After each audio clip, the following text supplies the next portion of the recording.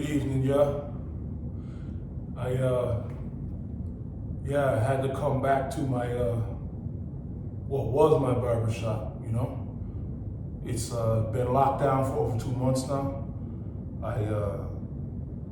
I'm in a situation where this is the first time I've ever asked for help, but I kind of felt like it was a need to describe a situation for like an entrepreneur during the pandemic, during COVID, during the lockdown, and what entrepreneurs have had to go through for the last year.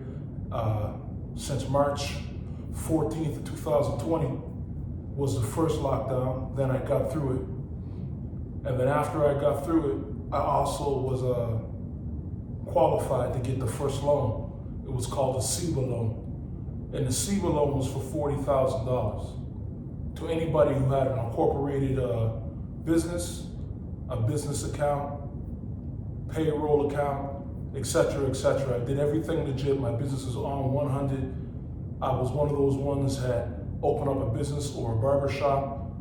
Everything's licensed, everything was done. So that being said, I qualified for the $40,000.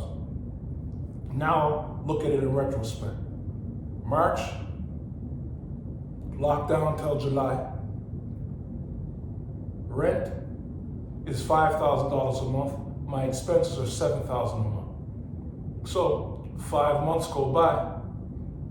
5 times 7 is $35,000. Then the $40,000 is gone by the 6 months of the first lockdown. I survived it. I came back rejuvenated, went and invested in the PPE equipment, the stickers on the floor, social distancing measures, by appointment only, online, etc. No cases ever tracked to a barbershop anywhere in Toronto, but I was forced to go into the second lockdown. Now I'm expected to take another $20,000 for a CEBA loan. So that's another $20,000, $60,000 in total in debt to the Canadian government when I'm no longer allowed to open the doors of my barbershop. So therefore I'm putting myself $60,000 in debt, but I'm not allowed to come into a business that I'm still forced to pay rent by a landlord, but I'm not allowed to generate no money or no income inside my business. And if I got caught cutting hair inside my business, $25,000 fine or $100,000 fine. Where the government comes up with these numbers to penalize people, but if the pandemic and the virus and COVID is as contagious as they say, and how the numbers went from 300 to 700 to 900 to 12 to 15, and now it was over 35 the last time I checked, but then now they're saying the numbers are coming down and they're contemplating, Tory is contemplating reopening Toronto middle of February. The government has not lived up to their word. They never kept their promises. They never sent the money from CERS, the commercial emergency rent assistance, the CEBA loan. They've been holding on to the funds. The grants I qualify for, no funding. So I'm forced to ask for help. Y'all for help for the first time in my life, asking for help. And it's weird to me because I'm the one that's used to helping people. I'm the one that's used to volunteering my time and my services, not looking to be compensated from multiple corporate organizations, events, hosting. You know, there's a lot that I could say about what I've done with my business, my barbershop, the way I made my livelihood, the way I've survived. And think about that, yeah. I survived with one barber chair for 3 years in downtown Toronto, the only Scotian in downtown Toronto with a storefront business in a city that has 476,000 people of African descent, but yet I represent a community called Preston and Indigenous Nova Scotia, and we might have 30 to 35,000, but yet, you know, we migrate to Toronto when we want to aspire to be better, become better, and what have you. But I'm in a situation where I could continue my lease, but why would I continue my lease and extend it for another 5 years when there's no end of the pandemic in sight? and landlords are still expecting me to pay them full rent. I don't understand it, I don't get it, but it's a situation that all businessmen and entrepreneurs and small business are faced with, and I'm one of them. I just feel like my last 12 to 15 years in Toronto, I have met a lot of people, a lot of great people, had a lot of great opportunities, been blessed with a lot of situations that I made, a lot of friends, created a crazy, beautiful network, and I've pooled a lot of resources together. So for the friends, the family, strangers, I'm asking y'all for help, but the difference is my strategy is to no longer have a storefront barbershop.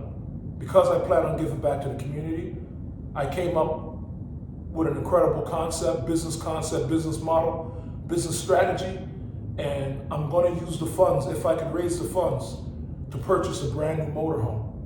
This brand new motorhome is going to be converted into a mobile barbershop. This mobile barbershop is going to allow me to visit my clients, the communities, indigenous communities, reservations, and cut hair.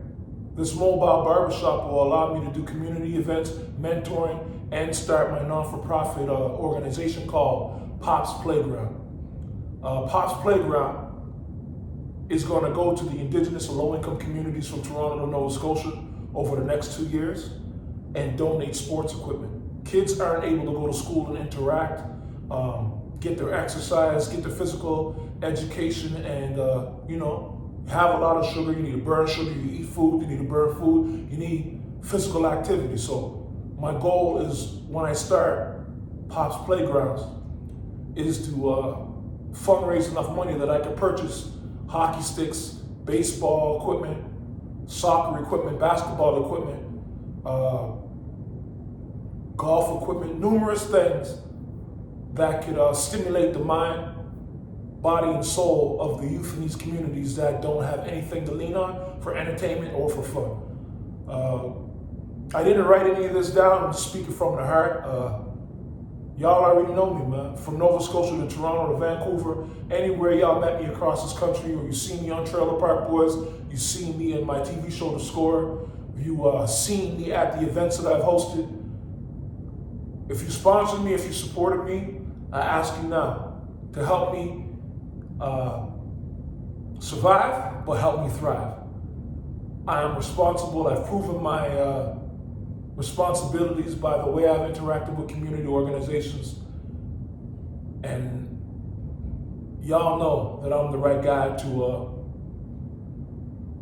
help the people. I'm a man of the people, a person of the people.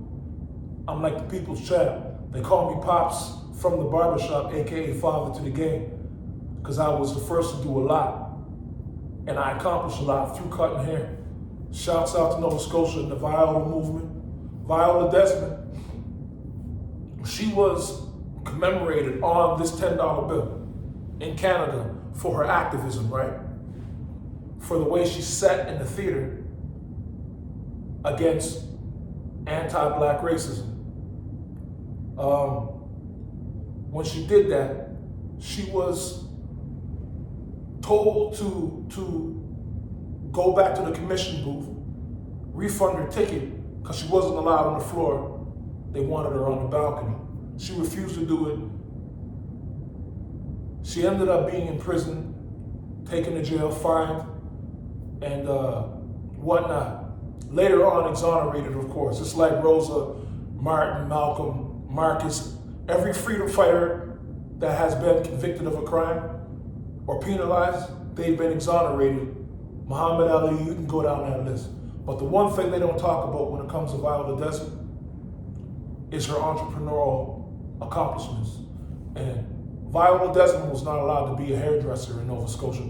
She had to go get training in New York City from Madam C.J. Walker, America's first Black female millionaire, or first Black millionaire, period, possibly. Madam C.J. Walker, you can see that movie on Netflix. Viola Desmond went to the school of Madam C.J. Walker. And now, I'm trying to follow in the steps of Viola Desmond. My first job was on Garnica Street with Mark Adams and the Adams family 30 years ago. Now I became Toronto's celebrity barber, the people's barber, the community barber. But Viola Desmond was a millionaire because she had her own product line. When she went to that theater, the reason why she went to a theater because her car broke down in the midst of her delivering her products to the black community. She ended up being in New Glasgow at the time. Shouts out to the Desmond family. And when her car broke down, that's why she went to the theater. So it's not like she went to the theater to become the activist or symbol of rebellion or activism or standing for our people and standing for her rights, our rights, and our people's rights. It was in her. And what is in her is inherently in me. My grandfather was the first black man to get a financial loan from an institution, the George Washington Carver Credit Union. And my great-grandfather, A.W. Evans, was the first millionaire of black Nova Scotia. So that being said, and my mother being the first to graduate from the Preston Township, I come from greatness. I come from strong bloodline, strong people, the Maroons, the Moors, the Loyalists. I'm 10th generation Indigenous Scotian, and I'm asking y'all to help me survive and thrive and stay alive. I have to provide for my daughter and myself, and my last chance is to ask y'all for help. I appreciate your time and your listening. God bless. Thank you to all the activists, all the people who have reached out to me, and the people that have donated thus far to the GoFundMe account. God bless y'all. Thank y'all for keeping hope alive. And donate, press the link, read the description below. I pray that y'all see the significance in saving Popz Barbershop, because it's the one shop that y'all know is in it for the right reasons. God bless you. Viola Desmond moving, baby, in full effect.